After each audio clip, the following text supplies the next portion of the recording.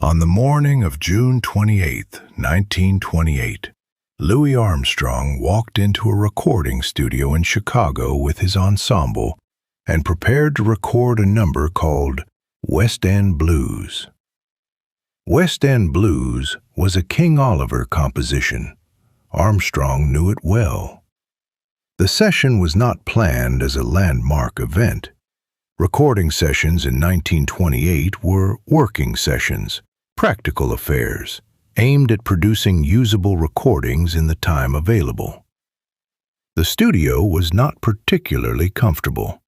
The musicians were professionals doing what professionals did.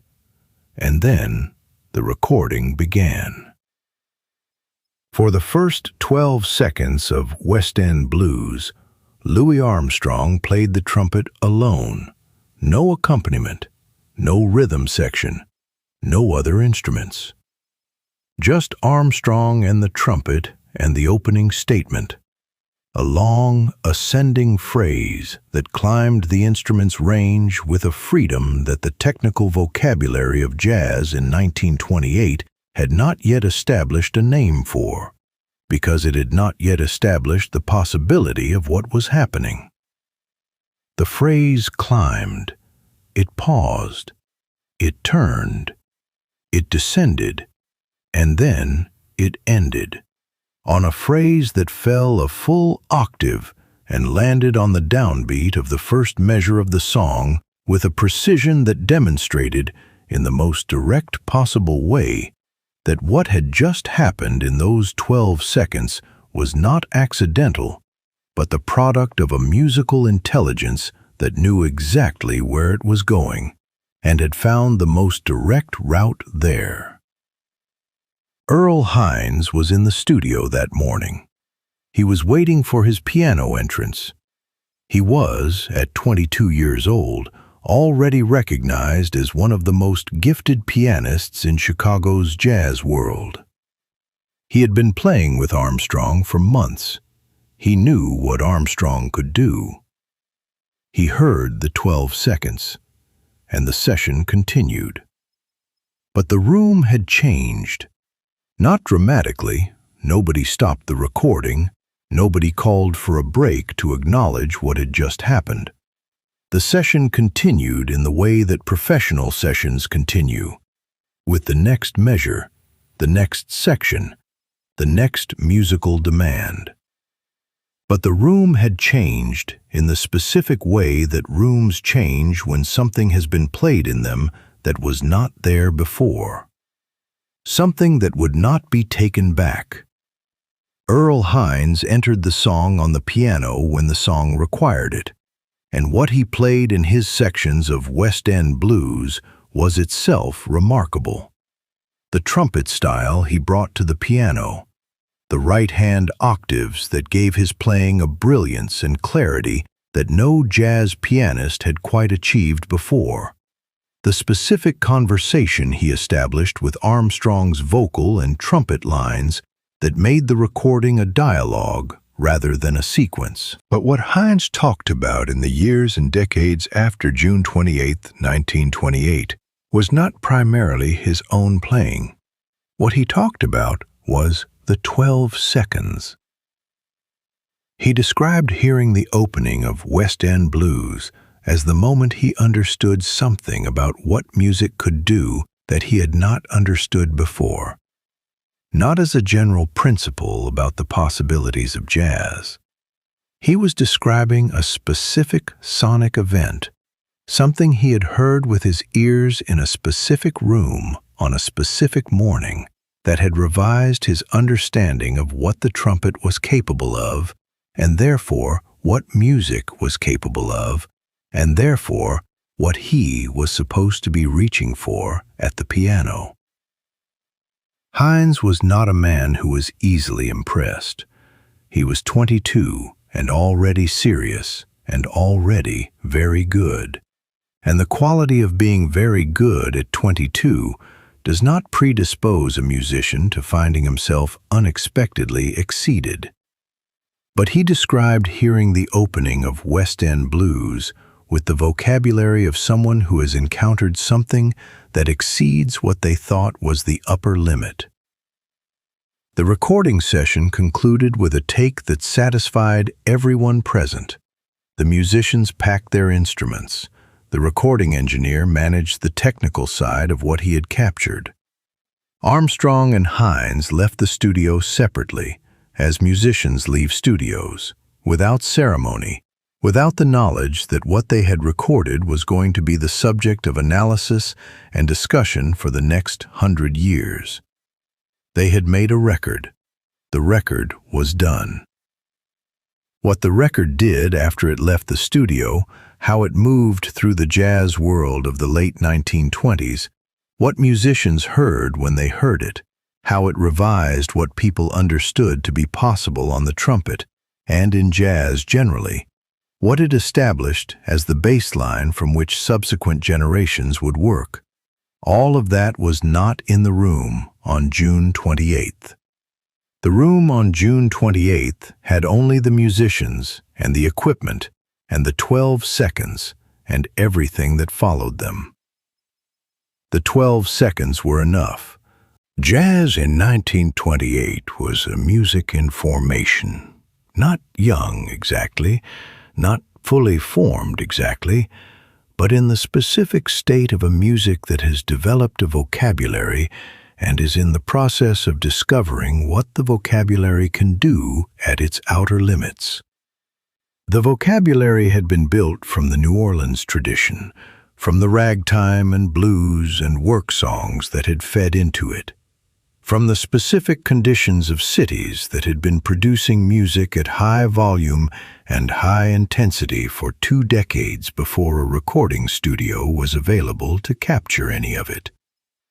By 1928, jazz had records, enough of them to have established a shared reference point for what the music was and what it sounded like and what a solo was supposed to do within it.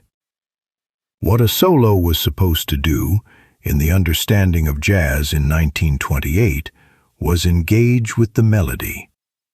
Not abandon it, not depart from it into a different territory entirely, but work with it, play around it and through it in ways that demonstrated skill and personality while maintaining enough of the melody's presence that the listener understood the relationship between what was being played and what the song was. This is what soloists did. This is what the recordings of the mid-1920s document. The opening of West End blues did not do this. What Armstrong played in those 12 seconds was not a decoration of the melody.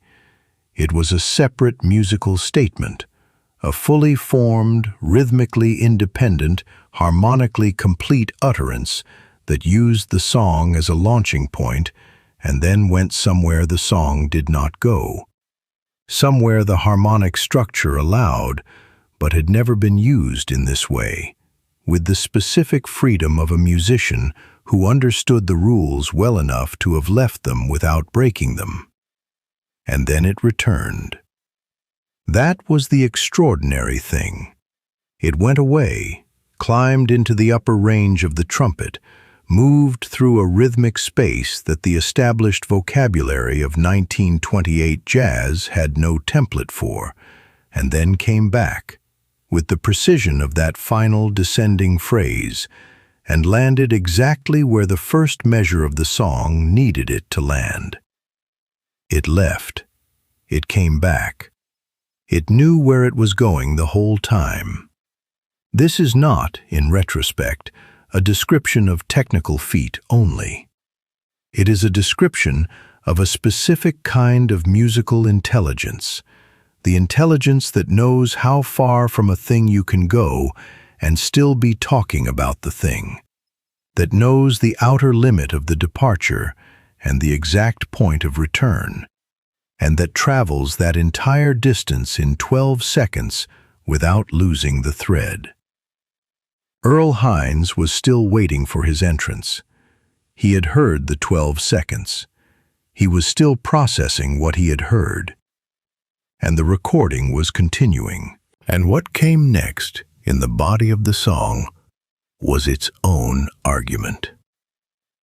West End Blues was released later in 1928 and was recognized within the jazz world as something that required recognition. The musicians who heard it heard the opening. The musicians who heard the opening heard what Armstrong had done with the upper range of the trumpet, and with the rhythmic freedom of the cadenza, and with the precision of the return. They heard what was possible. The effect on trumpet playing, on what trumpet players understood to be available to them, was immediate and durable. The specific things that Armstrong had demonstrated in those 12 seconds, the expanded upper register, the rhythmic independence from the underlying meter, the melodic logic of a phrase that departs and returns with equal certainty. These became part of what trumpet players were working toward.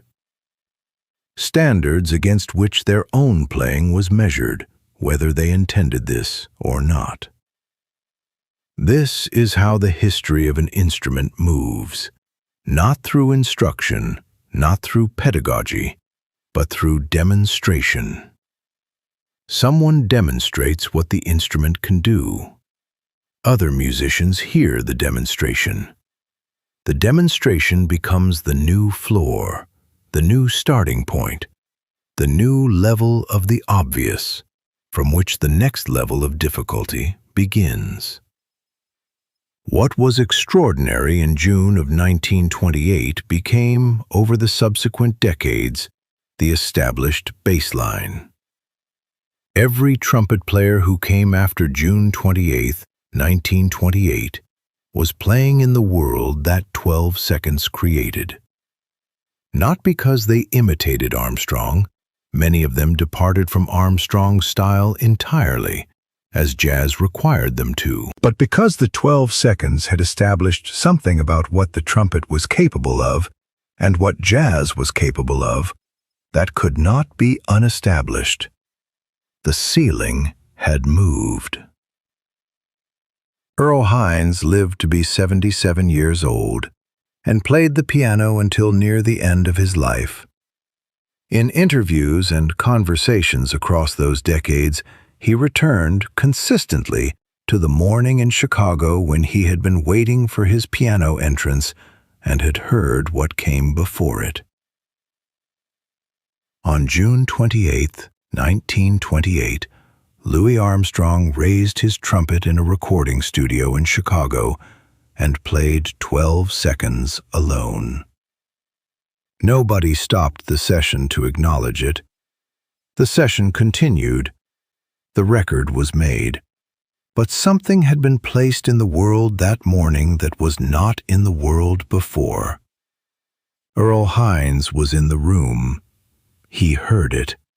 And for the rest of his life, he described it the same way, as the moment he understood what music could do.